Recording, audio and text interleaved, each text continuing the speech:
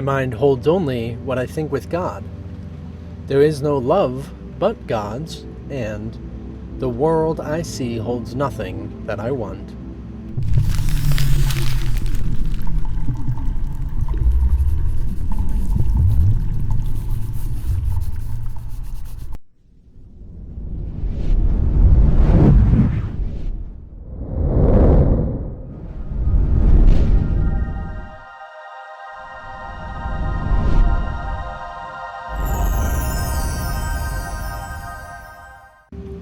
This is such a very beautiful subject to get back into and to start focusing on the fact that there is no love but God's.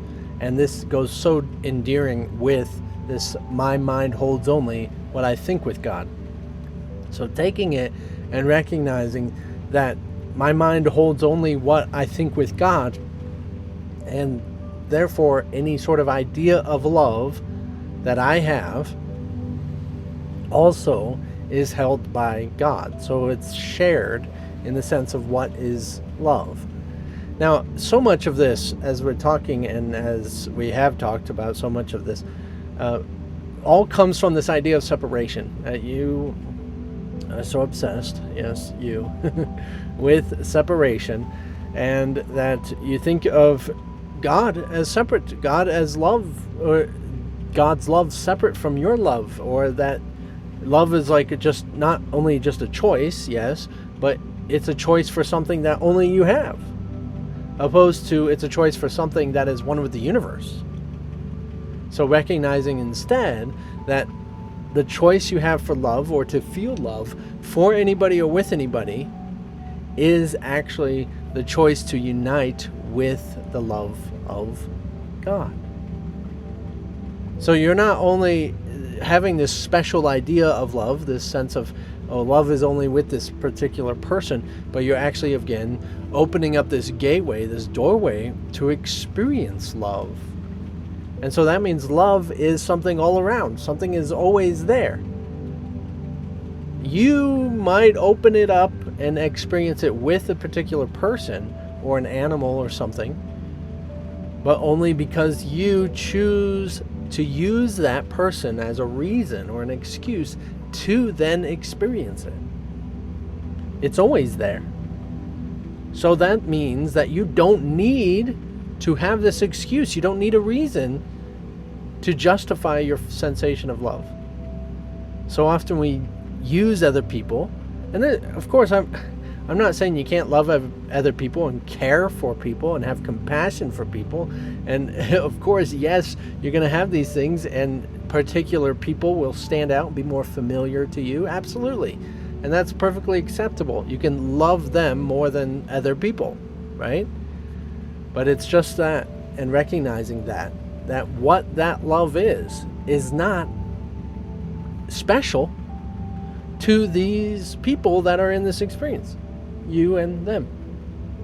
It's not special. In fact, as anybody can say, oh, I love you, or I love you, and this person loving them, everybody loving everybody loves everybody. That's not a different kind of love. I mean, sure, there's different activities that these loves might participate in that other loves don't participate in, but the activity isn't love. The activity is specific to that activity, like making love. No, you don't make love to everybody you love, right? So it's not actually anything to do with love. That's an action that they just call that, right? So the experience of what actually is love, it transcends all action and can be transcendent of every experience, every person. And then it doesn't have to be just special. So that means you can actually turn it on, open it up, turn yourself into the awareness of love. Tune yourself into the awareness of love at any time.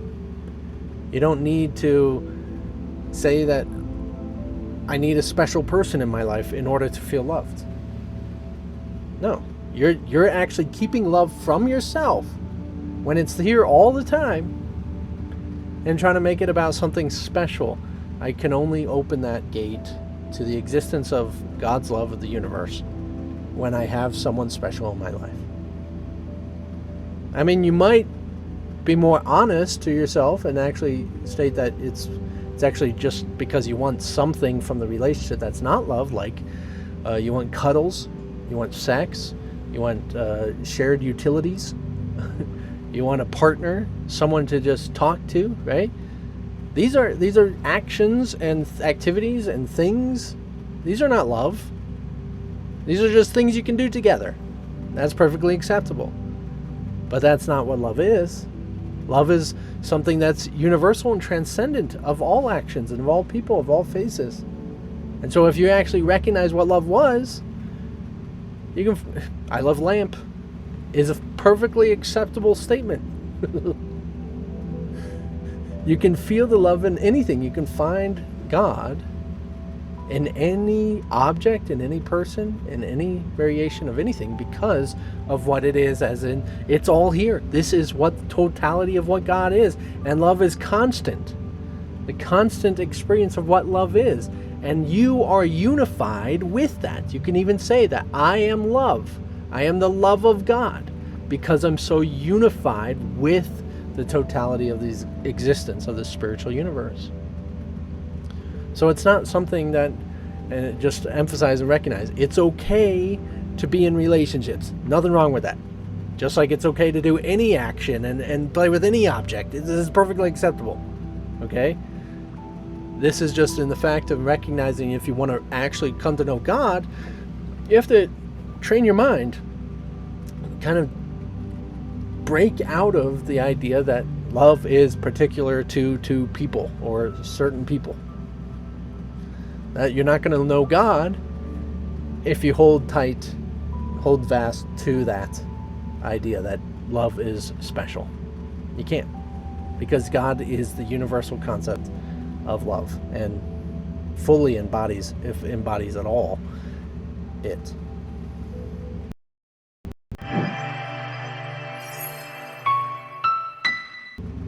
So when we are recognizing what love is, and that this world does not hold anything, essentially what really is love, that's something that we're always yearning. We distort ideas of love into actions and activities together and doing things with other people because we crave love that is outside of this world, that you can't actually define, you can't shape, you can't understand what love is from anything in this world. You can only understand by experience of it.